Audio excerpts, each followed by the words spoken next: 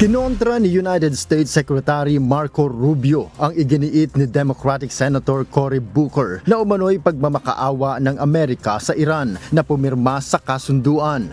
Binatikos ni Booker ang hakbang ng Trump administration ng pakikipagtrato sa Iran na itinuturing pa namang pinakamalakas na bansa sa mundo, ngunit tila nasukol na ng Iran at wala na itong magawa para patigilin ito sa pag-atake. We are the strongest nation on the planet Earth, and we're in a stalemate with Iran.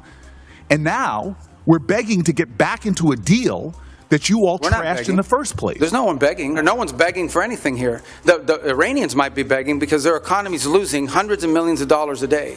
That they are losing. Understand, Iran had street protests going on before all of this started. All of those factors, economic factors in Iran, are far worse today than they were 6 months ago. Ipinunto rin ng ilang mambabatas ang isang probisyon ng kasunduan kaugnay ng pagbawi ng sanctions sa Iran. Nangangamba ang US Senators na lalo pang lumakas ang Iran kung mabibigyan ito ng pagkakataon sa dagdag na pondo. Paliwanag ni Secretary Rubio, mangyayari lang depende sa kondisyon. There's international sanctions, there's congressional sanctions, there's executive sanctions. So some we can release and some we cannot. But any sanctions relief is condition-based, which is their nuclear program. So yeah, look, Iran is being sanctioned because they enrich uranium. Kaugnay naman ng Strait of Hormuz, sinabi ni Rubio na hindi ito sakop ng pagbawi ng sanctions. Ayon sa US official, nasa kritikal na sitwasyon na ngayon ang ekonomiya ng Iran dahil sa ipinatutupad na blockade ng US dahil hindi ito makapagpasok at makapaglabas ng kalakal at langis.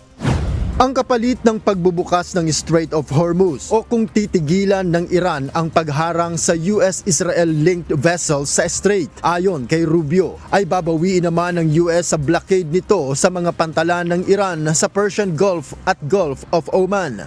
We have a blockade on Iranian oil leaving. And the reason why we have a blockade on Iranian oil leaving is because they closed the straits. If they open the straits, and by open the straits, understand what we're saying. It's saying you're not going to threaten to shoot at commercial vessels of civilians and create, ecological disaster. If they end that, we lift the blockade. Kapag aniya pumayag ang Iran sa nasabing probisyon, saka palang uusad ang negosasyon upang matalakay ang patungkol sa nuclear program.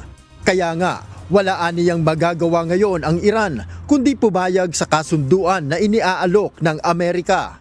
Sa pinakahuling post ni US President Donald Trump, pinabulaanan nito na natigil ang US-Iran negotiation. Ayon sa US leader, ngayon na ang tamang panahon para makipagkasundo ang Iran at hindi na ito dapat patagalin pa. Noel Polyarco, UNTV News and Rescue. Diyos ang aming sandigan, serbisyo publiko ang aming pinahahalagahan.